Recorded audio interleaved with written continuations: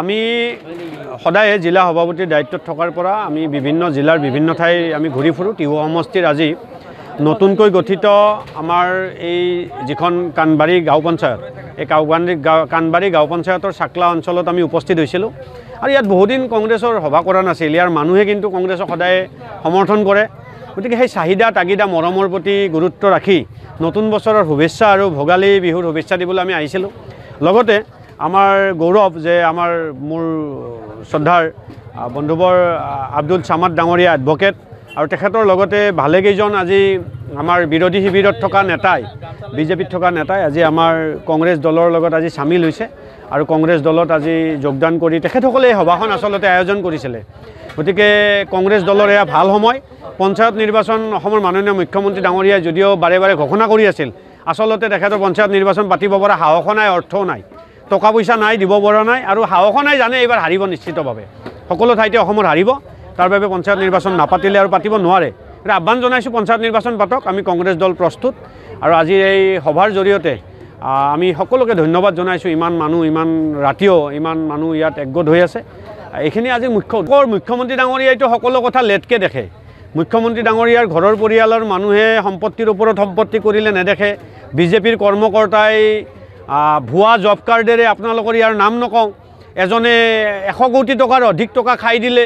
সেই কথাত মুখ্যমন্ত্ৰী ডাঙৰীয়াৰ CM ভিজিলেন্সত ৰিপৰ্টৰ ওপৰত ৰিপৰ্ট দাখিল কৰা হ'ল, একো ব্যৱস্থা নহ'ল। মুখ্যমন্ত্ৰী ডাঙৰীয়াই কয় এটা কৰে এটা।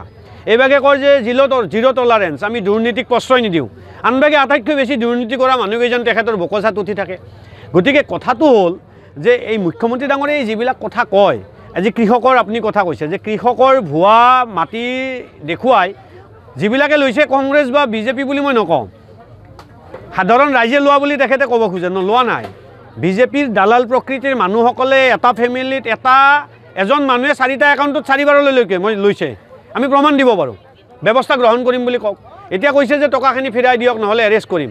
গতিকে টকা ফিৰাই দিয়ে নে আমি চাওঁ। আৰু আপোনালোককো নজৰ ৰাখিবলৈ অনুৰোধ কৰিছোঁ, সংবাদকৰ্মীৰো এইটো দায়িত্ব।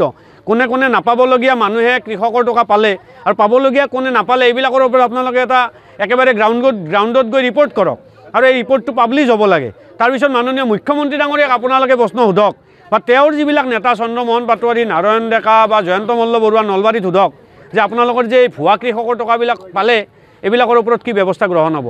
তেতিয়াহে আমি বুজিম যে আচলতে বাস্তৱ অৰ্থত ব্যৱস্থা গ্ৰহণ হ'ল। মই ভাবোঁ কোনো সৎ সাহস নাই, ব্যৱস্থা গ্ৰহণ কৰিব নোৱাৰে। কাৰণ গোটেই এই কামবিলাক কৰিছে বিজেপিৰ পালি নেতাসকলে লগ লাগি, চব ডুপ্লিকেট একাউণ্টত, আৰু বহুত দুখীয়া মানুহক টকা সোমাই দি টকাবিলাক উলিয়াই লৈ গৈছে। গতিকে এই কালচাৰটো বিজেপিৰ পুৰণা কালচাৰ। গতিকে ইয়াৰ বিৰুদ্ধে ৰাইজ একগোট হৈ ওলাই আহিছে আৰু আহিব।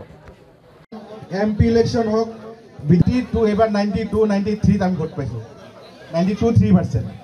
গতিকে সেইমতে আমাৰ আৱেগ দেখিছে। আগে আগে আমাৰ সন্মানীয় বিধায়ক, মই লগত আছিলোঁ, চবেই লগত আছিল আমাৰ।